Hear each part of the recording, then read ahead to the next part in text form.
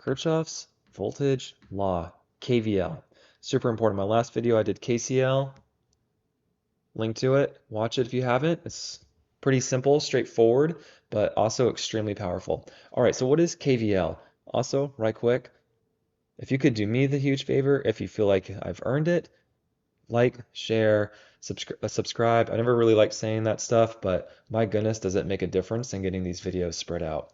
So if you could do me the favor, if you get anything out of this, super appreciated. Leave a comment with what you like. If you don't like something, please comment as well. Do not subscribe, do not like if you don't feel like it's worthwhile. All right, let's talk about KVL. So the sum of the voltage around any loop is going to be 0. So let's kind of unpack that. So if we have a voltage source, and it's whatever number of volts, it's adding voltage to this circuit. As we go around the loop, as you go through each element, and you sum them all up, they're going to have to equal 0. So let's look at our current lines here. And let's say these two resistors, they're going to be plus minus always. So you're going to come to this positive sign, then this negative sign. All right, and these resistors are going to have voltage drops across them. So we can say there's going to be plus minus, so VR1, some voltage drop. There's going to be VR2. So, again, real important with our pluses here. We're going this clockwise direction. So we're going to have VR1, or voltage of R1, plus VR2, which is voltage of R2. Now we're going this way, so we hit that minus first for our voltage source. Minus Vs equals 0, which is to say VR1 plus VR2 equals Vs, or voltage source. These are R's. Please excuse my poor writing of the letter R. So here's a pretty simple example. It looks complicated because there's a lot going on, but we'll get through it. It's not that big a deal. It's just a nice single loop circuit.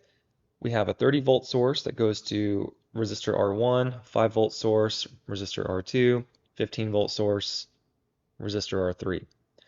And the direction of the current is going this way. It's going to go clockwise. We're also given the voltage drop across R1. It's 18 volts. We'll just write somewhere down here. 18 volts. And we're given the voltage drop across R2. It's going to be 12 volts. So let's write 12 volts right there. Just kind of keep that in line. We'll keep ourselves together. All right, so now we know that 0 is going to equal the sum of everything. So let's just start with our arrow here and work our way around. So remember, we're hitting the positive sign here. So we have 18 volts, because that's going to be VR1, which is your voltage drop across R1. All right, then we get to here. Now we have a negative 5 volts for this source. So minus 5 volts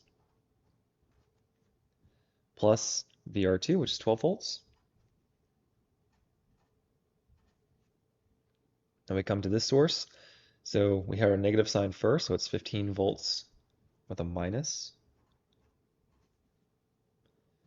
plus VR3, which we don't know. VR3 is what we're looking for.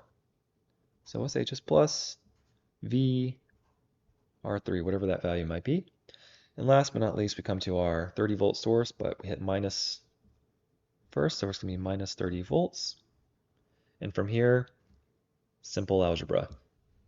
So we can add over our negatives first, which is 5, 15, and 30, which is going to be 50 volts. So we got that taken care of, that taken care of, that taken care of. Then our positive ones over here is 18 plus 12, which is 30 volts.